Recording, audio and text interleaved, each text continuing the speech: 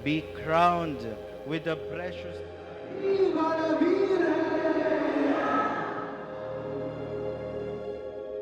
Mga kapatid, napaganda sapagkat ngayon ay Mother's Day. At ito ang ating regalo sa Kanya, ang ating pagtatanghal sa Kanya bilang koronada. Ang sabi pa ng iba, bakit siya? Bakit siya kokoronahan? Bakit yung imahe na yan? Bakit hindi? Naalala niyo ba yung ebanghelyo nang batiin ng anghel ng Panginoon ang mahal na birhen? Hindi ba siya ay isang ordinaryong dalaga? Hindi ba siya ay isang ordinaryong babae na nasa sulok lang ng bahagi ng mundo, na hindi kilala, na ordinaryo lang? Kahit nga si Maria, nagulat din nung sabihin sa kanya na siya'y magiging ina ng Diyos. Ang Birhen Maria, Ina Milagrosa, Fatima ng Marikina.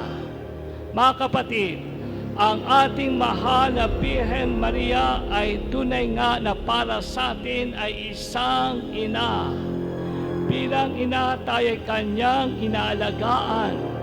Ikaw at ako ay kanyang iningatan. Isa-isip mo ang mga pangyayari sa iyong buhay na ikaw at ako ay kanyang iniligtas mula sa kapahamakan, mula sa pagbaha, mula sa pandemya.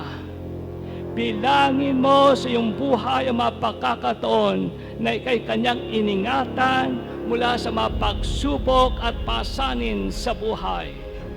Hindi ba't masasabi natin na mula noon sa iyong pagsilang, mula noon 48 years ago hanggang ngayon, ikaw at ako ay kanyang sinamahan, ginabayan at binayayaan.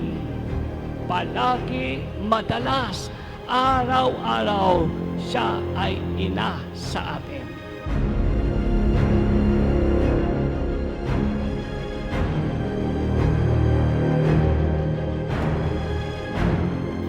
Ito po ay biyaya ng Diyos, isang dakila at napagandang kaloob niya sa atin. Iyan po ay dahil sa Diyos. Ang lahat po ay mula at sa Diyos, buhat sa Kanya at sa pamagitan niya. Behold your mother. Nariyan ang iyong ina.